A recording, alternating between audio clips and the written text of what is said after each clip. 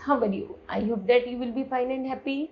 Today we will read this chapter, Atmosphere, chapter 4. Okay, so let us start now this chapter, kids. We all know that Earth is a unique planet due to the presence of life. हम जानते हैं कि पृथ्वी एक unique planet है जिस पर केवल जीवन संभव है. The air is one among the necessary condition for the existence of the life on the planet. यहाँ तक कि पृथ्वी पर या किसी भी ग्रह पर जीवन यापन करने के लिए हवा, एयर सबसे ज्यादा इंपॉर्टेंट होती है. The air is a mixture of the several gases. Air में बहुत सारी गैसें मिक्सचर होती हैं and it encompasses the earth from all sides. The air surrounded the earth is called the atmosphere. और पृथ्वी पर जब चारों तरफ से वायु विद्यमान है उसी को हम एटमॉस्फेयर अर्थात वायुमंडल कहते हैं. Atmosphere is all air surrounded the earth. पृथ्वी के चारों तरफ हवा विद्यमान है. The atmosphere is a mixture of the different gas. और इस वायुमंडल में बहुत सारी गैसों का मिश्रण है. It contains life giving gases like oxygen for humans. Oxygen है लोगों के लिए and animals and the carbon dioxide for plants के लिए. It envelope the earth all round and it is held in the place by the gravity of the earth. It helps in the stopping the ultraviolet rays. यहाँ तक कि जब पृथ्वी पर यह ultra जो वायुमंडल है हमारा सूर्य से आने वाली अल्ट्रावायलेट किरणों को जब यह रोकता है that are harmful to the life जो जीवन के लिए बहुत ज्यादा हानिकारक है. that maintains like suitable temperature. यह लोगों को यह जो वायुमंडल है यह पृथ्वी पर रहने वाले लोगों को एक सीमित या सुटेबल टेम्परेचर प्रोवाइड करता है नेसेसरी फॉर लाइफ जिससे जीवन आवश्यक है. Generally atmosphere extend up to about 1600 kilometre from the earth surface. यहाँ तक कि 1600 किलोमीटर के दायरे में जो भी हम देखते हैं जहाँ पर वायु विद्यमान है उसी को हम वायुमंडल कहते हैं. However, 99% of the total mass of the atmosphere is confined to the height of 32 kilometers from the earth surface. Okay, composition of the atmosphere. The atmosphere is made up of the different gases. जो atmosphere है वो different gases का एक गोला है. water vapor and dust particles उसमें पाए जाते हैं. The composition of the atmosphere is not static and it changes according to the time and place. Okay, next है gases of the atmosphere. The atmosphere is a mixture of the different type of gases. Atmosphere में different types की जो gas होती है उनका एक मिश्रण होता है. जैसे nitrogen and oxygen are the two main gases in the atmosphere. Nitrogen और ऑक्सीजन एटमॉस्फेयर में सबसे अधिक पाई जाती हैं and 99% of the atmosphere is made up of these two gases. और 99% जो एटमॉस्फेयर में पाया जाता है वो नाइट्रोजन और ऑक्सीजन पाया जाता है. अदर गैसेस लाइक इसमें अन्य गैसेस जैसे argon, carbon dioxide, neon, helium, hydrogen पाई जाती हैं from the remaining parts of the atmosphere. The portion of the gases change in the higher layer of the atmosphere. जब एटमॉस्फेयर में गैसों का परिवर्तन होता है in such a way that oxygen will be almost in negligible quantity at the height of the 120 kilometre. तो हम देखते हैं कि 120 किलोमीटर ऊपर जाने पर जो ऑक्सीजन का दायरा है वो और भी ज्यादा कम या बिल्कुल खत्म ही हो जाता है. Similarly carbon dioxide and the water vapour is found only up to 90 kilometre. Carbon dioxide और पानी वाष्पीकरण केवल 90 किलोमीटर तक पाया जाता है from the surface of the earth पर. Carbon dioxide is metrological a very important gas. Carbon dioxide एक मेट्रोलॉजिकल और सबसे इंपॉर्टेंट गैस है. It is transparent to the incoming solar radiations. ये है कि यह सूर्य से आने वाली सोलर सिस्टम से हमको बचाती है but opaque to the outgoing terrestrial radiation. और जिससे कि हानिकारक किरणें वापस लौट जाती हैं. It absorb a part of the terrestrial radiation and reflects back some parts of the toward the earth surface. केवल पृथ्वी पर वही गैसों को आने देती है जो पृथ्वी के लिए एब्जॉर्बेबल या फिर सुटेबल होती है. It is largely responsible for the green house effect सबसे ज्यादा मुख्य है, यहाँ पर जो रेस्पॉन्सिबल करता है ग्रीन हाउस इफेक्ट के कारण होता है। When the volume of the other gases remains, जैसे जैसे यहाँ पर आपको चार्ट में दिखाया गया है कि जो भी हमारी गैसों का जो भी दायरा है, जैसे नाइट्रोजन हमारी क्या है N2 78%, ऑक्सीजन 20%, ऑर्गन 0.9% और कार्बन डाइऑक्साइड 0.03, नियॉन है 0.001 और हीलियम है 0.005, कैप्टन है 0.0001 और हाइड्रोजन है 0.0005। ओके, तो जैसे कि हमारे यहाँ पर जो भी गैसेस का एक चार्ट पेपर तैयार है, इसी इन सभी से मिलकर ही एक एटमॉस्फेयर तैयार होता है। ओके, जैसे किड्स हम यहाँ पर इस वॉल्यूम को तो जान चुके हैं कि हमारे वायुमंडल में कितनी गैसें कितने रूप में पाई जाती हैं या कितनी मात्रा में पाई जाती हैं। The volume of the carbon dioxide has been raising in the past few decades mainly because of the burning of the fossil fuel. लेकिन जो कार्बन डाइऑक्साइड गैस है वो सबसे ज्यादा किसको फॉसिल फ्यूल को बनाने में सबसे ज्यादा इंपॉर्टेंट होती है। This rising volume of the carbon dioxide is the main reason for global warming. Ozone gas is another important component of the atmosphere. Ozone gas जो है हमारे वायुमंडल का सबसे इंपॉर्टेंट कारण है। फॉर फाउंड mainly between 10 से 50 kilometre above the earth's surface, it acts as a filter and absorbs the ultraviolet rays। ये हमारी पृथ्वी से आने वाली अल्ट्रावायलेट किरणों की से रक्षा करता है जो सन से हमें मिलती हैं and prevent from reaching the surface of the earth, पृथ्वी पर आने से उन्हें रोकता है। The amount of the ozone gas in the atmosphere is very little and is limited to the ozone layer found in the stratosphere। Stratosphere में वायुमंडल की परत में जो ओजोन गैस है वो सबसे कम और सबसे सीमित मात्रा में या थिन लेयर में पाई जाती है। Gases form of the water present in the atmosphere.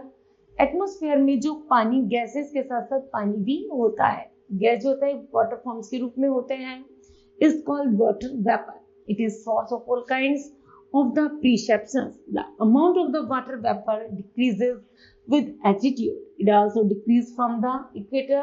जब यह पृथ्वी पर इक्वेटर पर इसका प्रभाव पड़ता है और from the low altitude towards the poles the high latitudes। यहाँ पर इक्वेटर पर इसका तापमान अधिक और इक्वेटर पर इसके तापमान कम पाया जाता है। It is maximum amount in the atmosphere could be up to 4% which is found in the warm and the wet regions।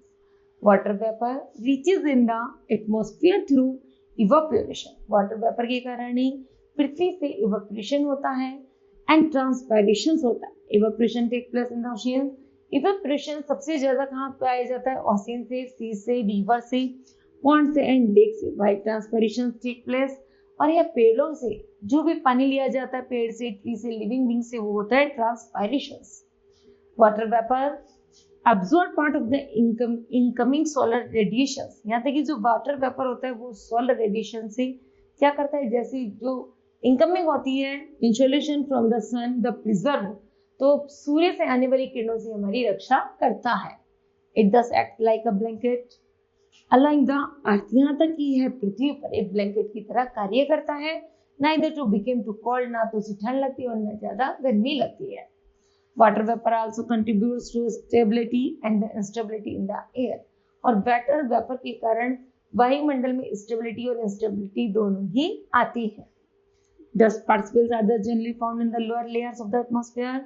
जो धूल के कण होते हैं वायुमंडल में सबसे कम पाए जाते हैं। These particles are found in the form of the sand, smoke, soot, arsenic, salt, ash, pollen, etc. Higher concentrations of the dust particles is found in the subtropical and the temperate region due to the dry wind in comparison to equatorial and the polar regions.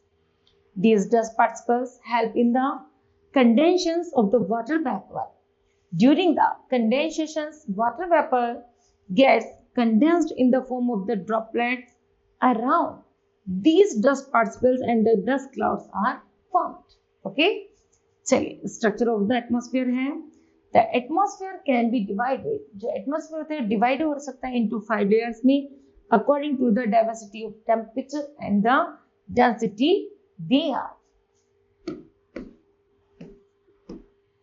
जैसे kids यहाँ पर आपको diagram दिख रहा है, जो troposphere है वो 0 से 8 किलोमीटर के मध्य है वो ट्रोपोस्फियर, 8 से 50 स्ट्रेटोस्फियर, 50 से 80 मेसोस्फियर और 80 से 400 थर्मोस्फियर और उसके ऊपर एक्सोस्फियर की लेयर पाई जाती है. ओके किड्स, चलिए जो 8 किलोमीटर की लेयर में होता है वहां पर वायु क्या होता है, ओजोन लेयर होती है और वायुयान भी चलाए जाते हैं. ओके, उसके बाद जो 50 की और 8 से 50 की लेयर होती है उसमें ओजोन लेयर और 50 से 80 में मेट्रॉइड्स पाए जाते हैं और 80 से 400 के बीच में जो भी ऑरेरल लाइट्स होते हैं, स्पेस शटल्स होते हैं, वो सब चीजें पाई जाती है. ठीक है, चलिए आगे है ट्रोपोस्फियर जानते हैं. It is the lower most layer of the atmosphere. वायुमंडल की सबसे जो छोटी परत या सबसे निचली परत होती है उसी को हम ट्रोपोस्फियर कहते हैं.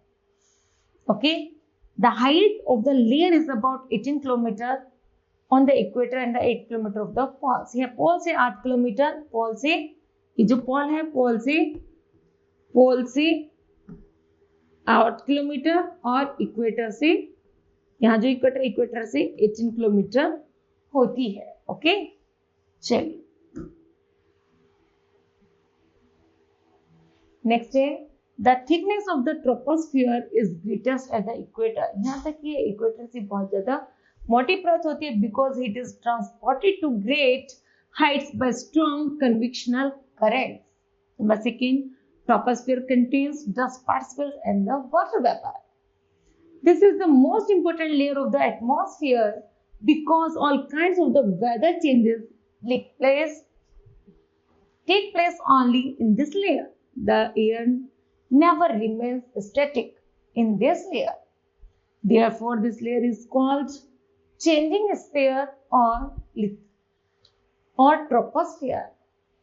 Next, the environmental temperature decrease with increasing heights of the atmosphere.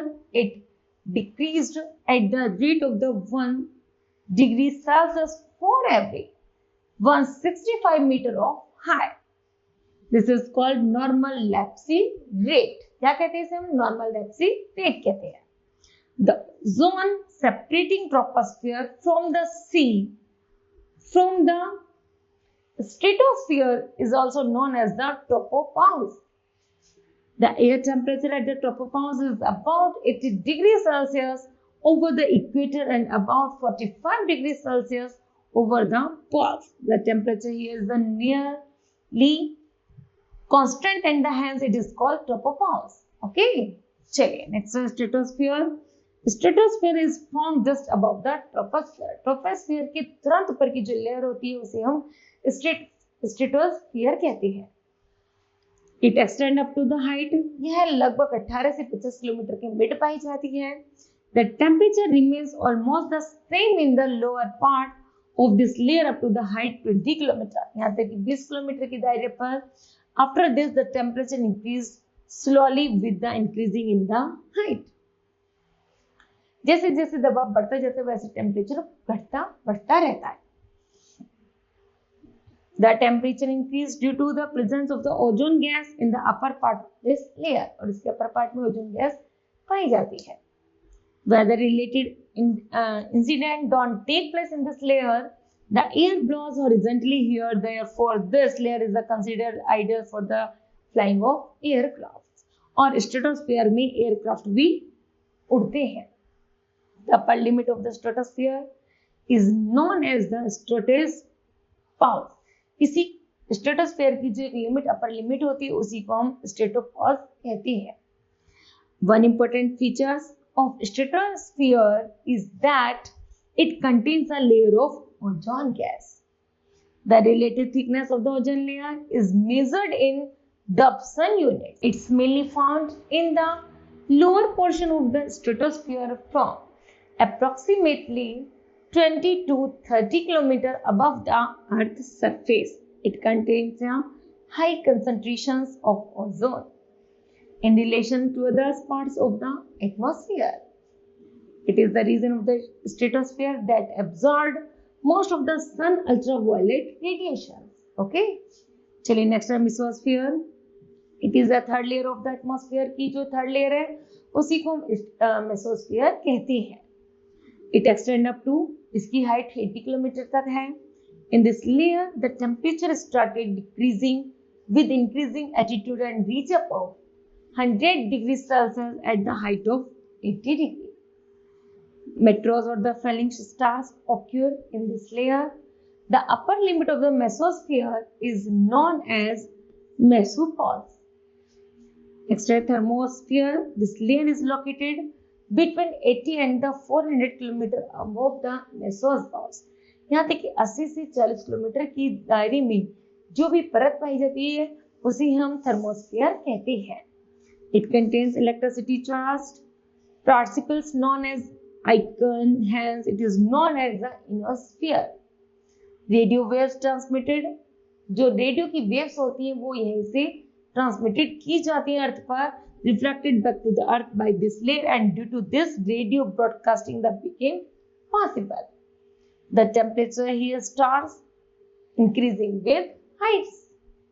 Next is exosphere. The exosphere is the uppermost layer of the atmosphere. Gases are very spare in this sphere due to the lack of the gravitational force. Therefore, the density of the air is very less than. क्योंकि exosphere में जाने से जो हमारी gravitational force है वो बहुत ज्यादा कम हो जाती है, वहां पे ग्रेविटेशनल शक्ति खत्म हो जाती है। ओके, वहां पर कोई भी वायुमंडलीय दबाव नहीं पाया जाता। नेक्स्ट है significance of the atmosphere.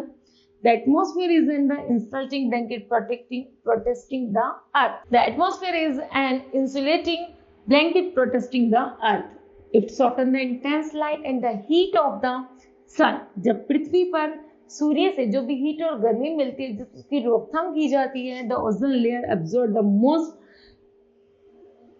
Delicate wavelengths of the sun's ultraviolet rays and thus protects living organisms from extinctions. The atmosphere is bound to the earth by gravity. Satellites like the moon who have very low gravitational power can't be and don't hold an atmosphere. The earth presents a hospitable environment for life almost solely because of its atmosphere. Many plants reproduced by pollen carried by winds. Birds can fly only because of the air and the water cycle of the earth is maintained through the atmosphere. The atmosphere diffuses sunlight as well, giving blue skies and the red, pinks, oranges and the purples of the sunrise and the sunset. Okay? Now kids, this chapter will be completed. I hope that you understood well. Thank you. Have a nice day.